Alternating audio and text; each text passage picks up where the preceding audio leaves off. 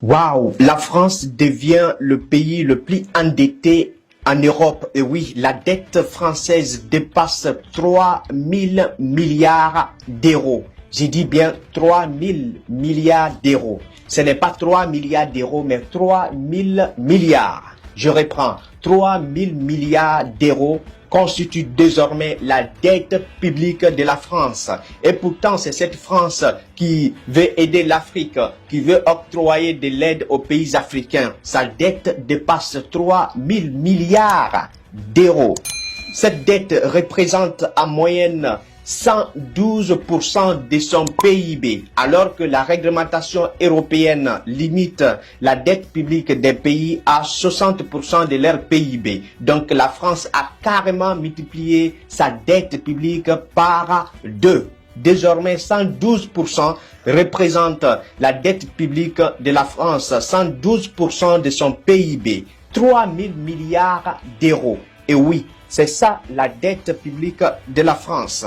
Vous vous rappelez quand Emmanuel Macron disait qu'il faut aider les pays africains, qu'il faut octroyer de l'aide aux pays africains? Et pourtant, son pays est en difficulté. La France risque de sombrer. L'économie française est en train de sombrer avec cette dette qui s'élève à 3 milliards d'euros. 3, derrière vous ajoutez 3 zéros et puis vous ajoutez milliards d'euros. Alors que l'Allemagne, qui est le pays le plus industrialisé de l'Europe, n'a qu'une dette qui représente juste environ 2000 milliards d'euros. Tandis que la France, elle a une dette publique de 3000 milliards d'euros. Et oui, les Français seront de plus en plus en difficulté. Ils vont encore continuer de manifester. Si l'Afrique se réveille, la France ne sera plus parmi les puissances. Et oui, parce que l'économie de la France est basée sur le pillage des pays africains, sur le pillage des minerais des pays africains. La France commandite les coups d'État pour installer des pseudo-présidents qui vont piller ces ressources-là à travers les multinationales françaises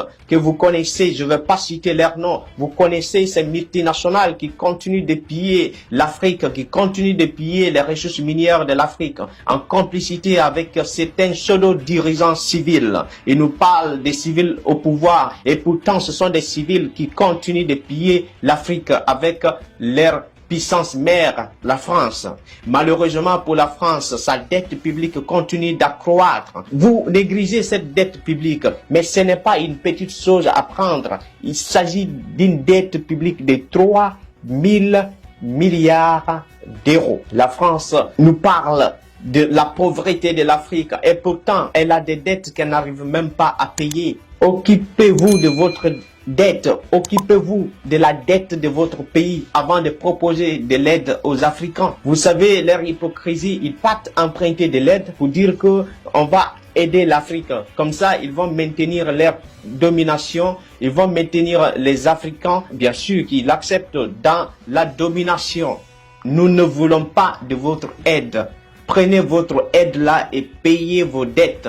La France doit prendre ses aides au développement pour payer ses dettes. Je reprends. Au lieu qu'elles ne disent que je vais aider les Africains, etc. Prenez votre aide et payez votre dette. Une dette qui s'élève à 3 000 milliards. La réglementation européenne interdit que les pays européens, membres de l'Union européenne, que leur dette ne dépasse 60% de leur PIB. La France a dépassé 60%.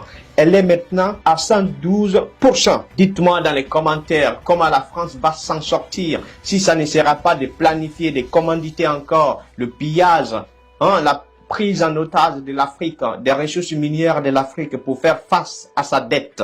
L'Afrique doit se réveiller. Les pays du franc CFA qui continuent encore d'utiliser, de payer l'impôt colonial, d'utiliser le franc CFA en confiant 50% de leurs réserves à la France, vont payer cette dette, bien évidemment. C'est eux qui vont payer cette dette.